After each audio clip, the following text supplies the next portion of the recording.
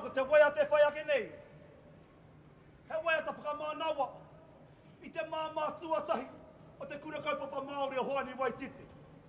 Tō mātou whaia a Katarina te heikoko mataira. Me te mihi atu ki ngā kaiako. Me ngā taumahatanga i Pākia rātou i te taukahori. Kāre te kāwanatanga i whakapono. He wāri tō ngā kaiako. E kāo, tā ngā tūmanako. I nā te mana o te kaiako, i roto i te ao o te tamaiti. Anei a ngā tūmanako, he tautoko nei a koutou. Whaia Katarina, anei tō waiata.